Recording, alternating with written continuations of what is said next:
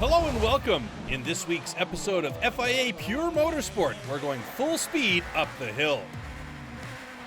We have some great Formula Regional action from the south of France.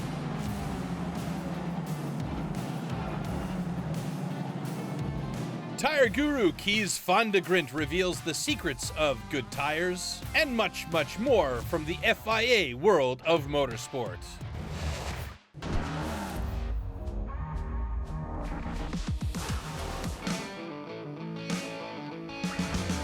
The third stop of the FIA European Hill Climb Championship is taking place in Sternberg, Czech Republic.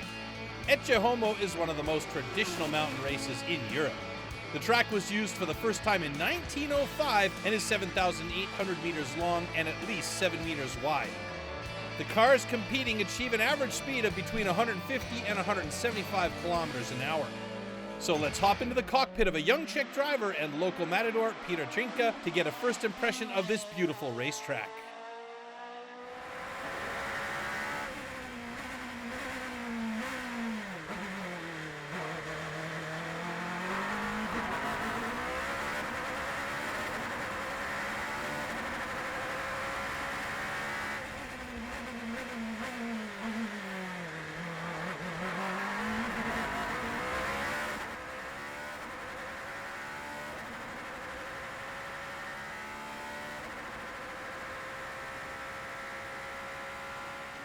Peter Trinka is the big surprise of this event in Sternberg. It's just his second race in the Norma M20 FC, and he is putting on a spectacular performance.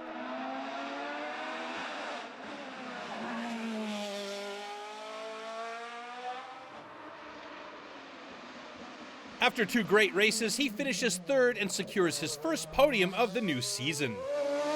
But the focus is, of course, on the eternally young duel between the two Italian favorites, Christian Merli and Simone Fagioli. Fagioli won the first event in Portugal, but wasn't allowed to start in the second event due to two positive COVID cases in his team. So the 42-year-old wants to make up ground on Merli, who has the lead in the overall standings. In his Norma M20 FC, Fagioli has two great runs, but in the end, it's not quite enough. In both races, he finishes with a second-best time. After 15.6 kilometers, he is just 0.466 seconds behind his great rival, Christian Merli.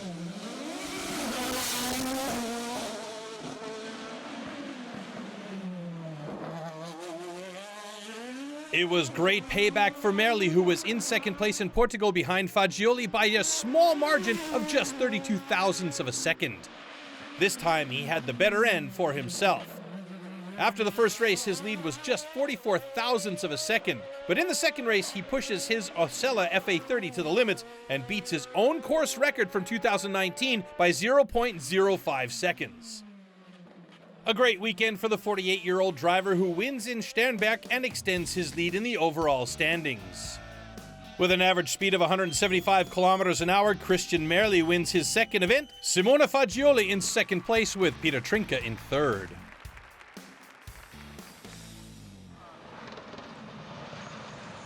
In the closed car category, Austrian Karl Schlegerl in his VW Golf Rally has a great first race, but touches the guardrails in the second race and finishes in fourth.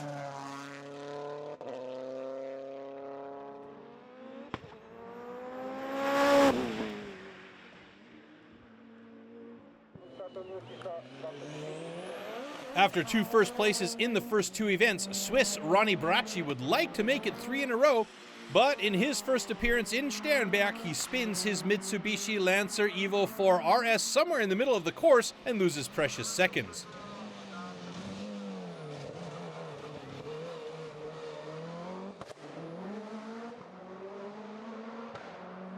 Although he tries everything to make up time, he finishes in third place.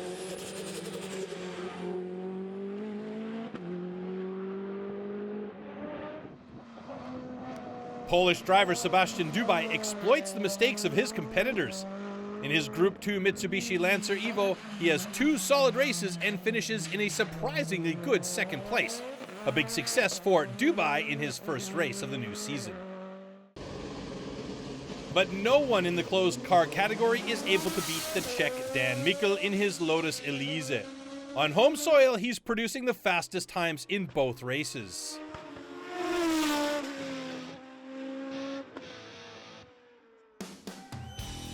In the end, he's more than 10 seconds ahead of Sebastian Dubaj and Ronnie Bracci.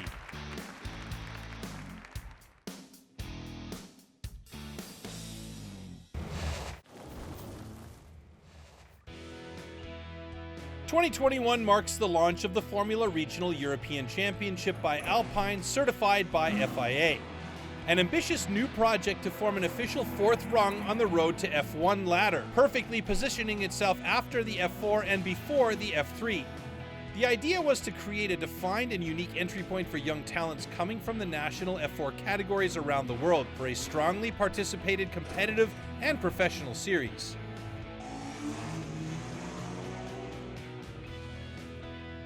There are 10 rounds this season with 2 races on each weekend.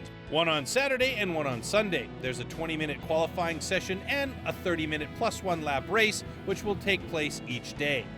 Race 1 and Race 2 will award traditional F1 points to the top 10 classified drivers of each race, with 25 points for the winner and 1 point for the 10th place finisher.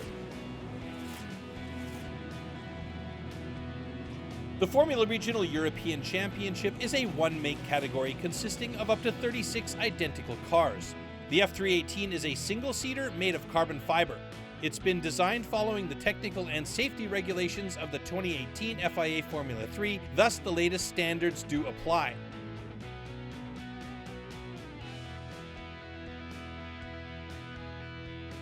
Everything is done for the safety of the drivers. The fiberglass completely envelops the cockpit.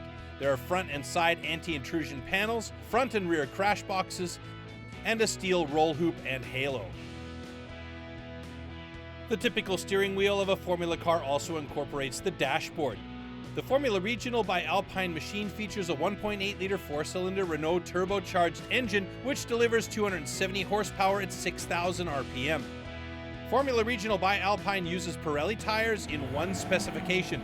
Each driver has 2 sets of dry weather tires and 2 sets of wet weather tires available at each event. Now that you know everything important about Formula Regional, let's get into the action.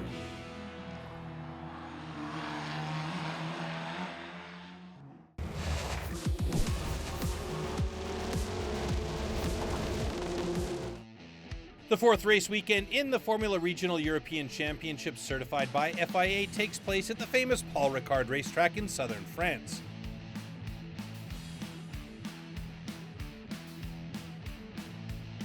Like always, there are 2 races on the weekend. After 3 stops, young Swiss driver Grégoire Saucy has the lead in the overall standings with 85 points.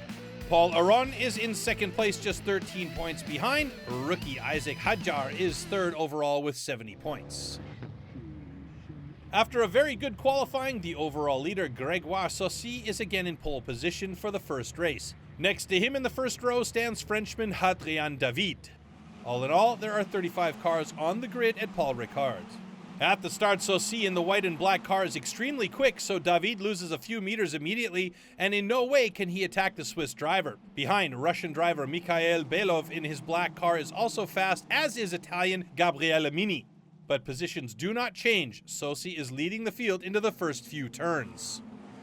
Still during lap 1, the 2 teammates from the Van Amersfoort racing team, Lorenzo Fluxa and Mari Boya, come into contact and their race ends. Nobody's injured, but the safety car has to enter the track.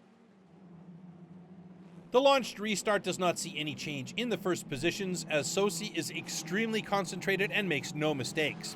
So it's Saucy, David, Belov, and Mini.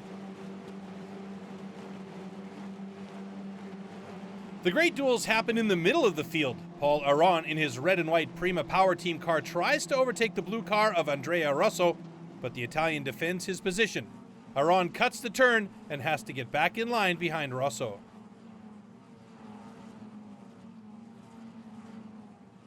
Belen Garcia, number 72, has a great battle with Nico Görler.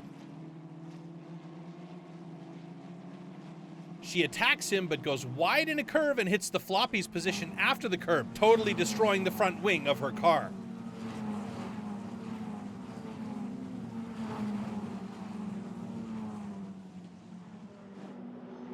Up front, Grégoire Saucy is leading the race by a large margin. No other driver seeming to be able to match his pace. Shortly before the end of the race, Axel Gnos from G4 Racing hits his teammate Alessandro Famularo from behind and both are out. Race direction will indicate the total responsibility of Gnos and the driver will lose 3 positions on the grid in race 2. The safety car enters the track and brings the entire group to the end of the race. Finally, Saucy passes the finish line first, but he will later be disqualified due to his car not being compliant with the technical regulations. A sad situation after some great driving by the Swiss driver of Art Grand Prix. The final standings see all the drivers behind Saucy move up 1 position. So the winner is Hadrian David, followed by Mikhail Belov and Gabriel Mini.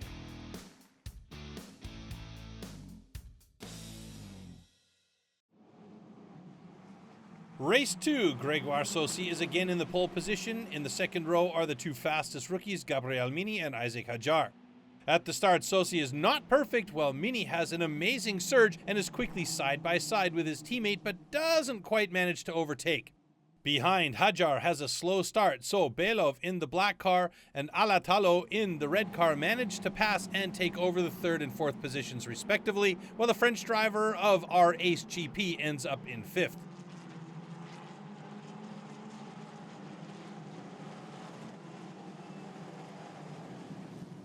Then Mikhail Belov and William Alatalo attack Mini on the straight. Both cars overtake the Italian rookie easily.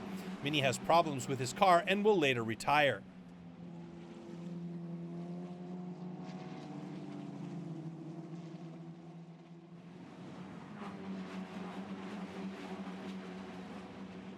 After a few laps, the new order is Saucy, Belov, Alatalo. The 16-year-old Isaac Hadjar is in 4th position. The French driver already has managed to get onto the podium in Monaco and wants to repeat this feat on home soil.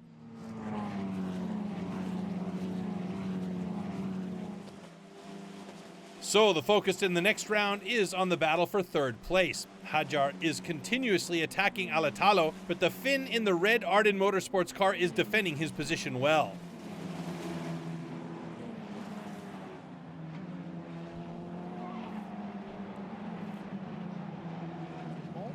After a mistake in the formation lap, Hadrien David had to start from the last position. But the 17-year-old Frenchman is having an extraordinary race, making up position after position. After a safety car phase, the field is again close together, and David takes advantage, overtaking Thomas ten Brinke in the last lap.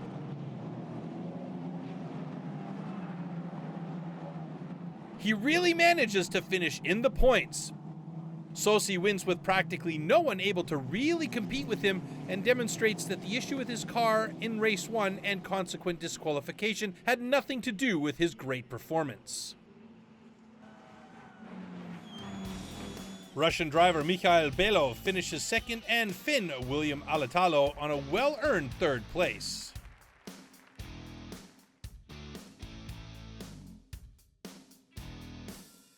After 3 races without points, Grégoire Saucy extends his lead in the overall standings.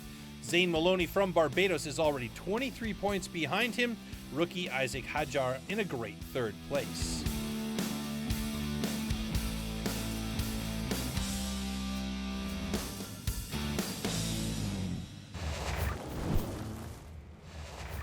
The Czech team of Michael Zdarsky and Jakub Nabelek won the Czech New Engines Rally in their number 9 Kia e-Niro. It was the 2nd round of the FIA E-rally Regularity Cup. This cup is entirely devoted to electric vehicles running in regularity events.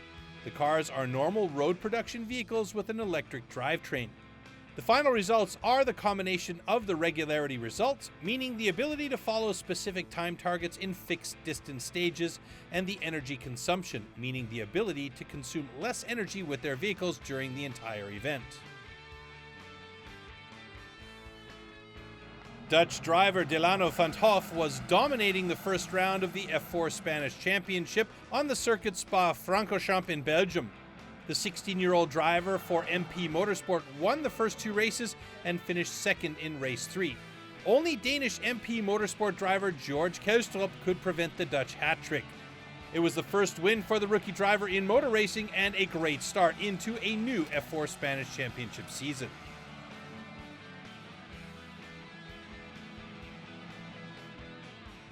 The Trophée International Handikart made a return visit to the FIA Karting Championships for the first time since 2019. Handikarts are for competitors with disabilities, with a new balance of performance class system to enable all competitors to bid for victory. A thrilling final saw over a dozen racers compete for the win under the watchful gaze of FIA Karting President Felipe Massa, who also acted as Grand Marshal for the start of the final, waving the green flag at the beginning of the race.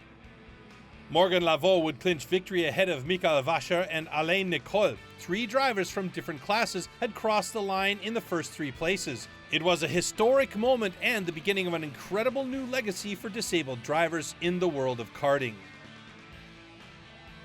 Back to Sternberg, and the Ecce Homo Sternberg was also round one of the FIA Historic Hill Climb Championship. Franz Hilger from Germany in his Chevron B38 Toyota F3 car won the category for pre-1990 single-seaters. Italian Piero Lottini in his Osella PA990 was successful in the category for 1982 to 1990 cars, and his fellow Italian Giuliano Palmieri in his beautiful De Tommaso Pantera won the category for 1970 to 1976 cars. Tires, one of the most important things in racing. All forces that a car is creating are going to the road through a fairly small patch of rubber. Braking, acceleration, grip in curves, on a wet or a dry surface. You can have the biggest engine with the biggest power without traction, it's all worth nothing. The tires have to function, and to do so, they have to be designed in a special way. So it is a combination of designing a very good casing for the tire and then a compound. And the compound is a chemical exercise with a mixture of about 140 different ingredients, which must be suitable for the type of tarmac which you're going to race on. In the world of motorsport, Kees van de Grint is called the tire guru, even if he doesn't like it. He worked for the biggest tire companies, and for them, the Dutchman developed tires, amongst others, for karting, the DTM, the 24-hour race in Le Mans, and Formula One. He became most famous as the tire man for Michael Schumacher in the Ferrari highlight days. The expert for racing rubber knows everything about tires. Did you know that karting was invented in the United States in 1956 by a guy called Art Ingalls? So, and he wanted to create a vehicle with the same sensation of speed like a racing car, but much, much cheaper. So he was looking for tires and used simply industrial tires. Very heavy, it's actually a German Continental, threaded, and this tire was actually used for industrial purposes. And slowly there was a development evolution. Then in 1962, Firestone, one of the largest American tire manufacturers, they produced the very first slick tire for karting, which I believe was also the very first slick tire for four-wheel circuit racing. So, and that's why karting should be proud of, was the start of motor racing. And actually in 1969, so about 7 years later, Formula One followed. In karting, the tire companies mainly used remolded tires, which were based on industrial tires and not racing tires, apart from the fact that they had a slick tread. Then a small evolution in 1971. Some people discovered that Goodyear, here is an example, you can see the difference between the original ones, and this is more like a slick tire, and also the width of the tire compared to the first remolded tires. So, and actually this Goodyear tire existed a little bit longer, a few years, but during the World Championship in 1971 in Torino, people discovered that this tire was much quicker than the tires which were normally used. So that was the first day, but the tire itself was still very, very hard and not a real racing tire. And we had to wait till 1977 when Bridgestone came in, and that was really the first tire which you could say a racing tire. So this was the first slick tire that really was a racing tire. Also at that time when Bridgestone arrived on the scene, they produced front and rear, which was not with all the companies the same. And also it was the first time that rain tires, especially for wet weather racing, where of course you have to have drainage of the water. A great development that started in karting, the cradle of motorsports.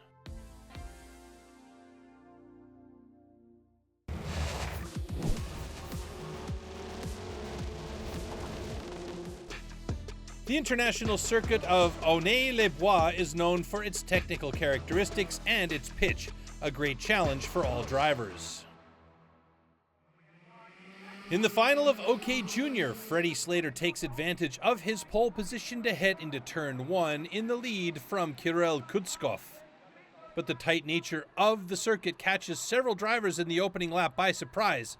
At first, Jan Przygowski crashes out, and then 5 more join him as Haley Keeble, Josh Irfan, Adam Heidegg, and Zachary David are out on the spot at turn 2, so the race is neutralized under yellow flags. Behind the leading duo, Alex Powell settles into 3rd and William McIntyre is in 4th, ahead of Mateus Ferreira. Fortunately, the wreckage only takes 2 laps to clear, but as the field is due to restart, Slater hits the throttle several corners too early while still under yellow flags, and the investigations begin. Kutskov and Powell do their best to stay with him and not drop back too far, but it's too late. With Slater already building a lead and the pair behind him doing their best to catch him, Ferreira in 4th place is now approaching his Kart Republic colleagues, while James Agosi is doing his best to keep it on the road.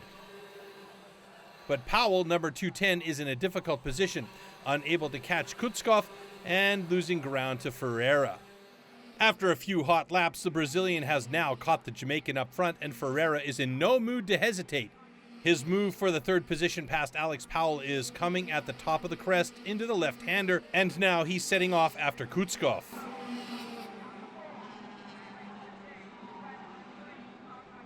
On the 19th lap, Mateus Ferreira, number 225, seizes his chance.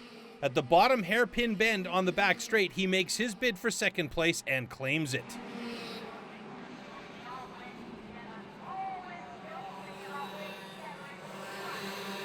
Slater has no idea at this point that his incredible performance all weekend, where he scored pole position in qualifying, race wins in all 5 heats, and led every lap of the final, is all about to be spoiled. The stewards decide that he has indeed jumped the gun at the restart and accelerated too early under the yellow flag. It means that his dominant display will be tainted, and whilst he crosses the line in first to assume victory, post-race the officials hand him a 10-second penalty for his rapid restart, plummeting the championship leader to 10th at the finish. This penalty hands the win to Mateus Ferreira in front of Kirill Kutskov and Thomas Stochaminas.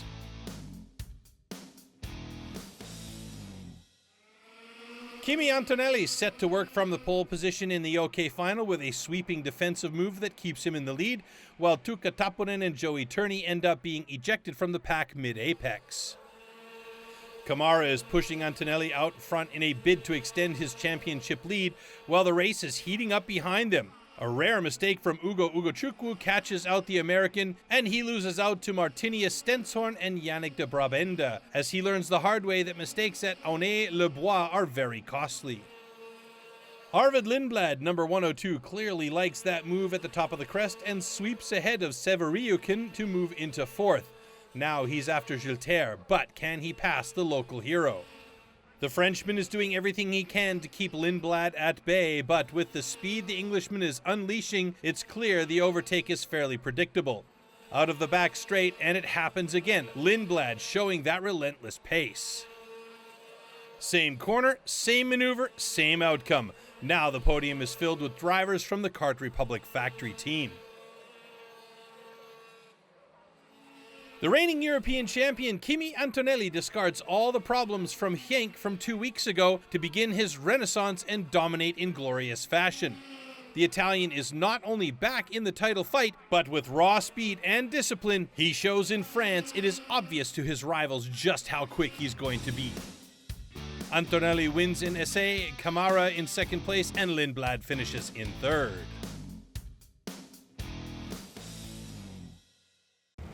That's it for today. In the next episode of FIA Pure Motorsport, the FIA World Cup battle set to resume at the spectacular Rally Kazakhstan. The biggest, most imposing racing series in the world finally starts into a new season, and we show you how to drift perfectly. Till next time, take care everybody, and ciao.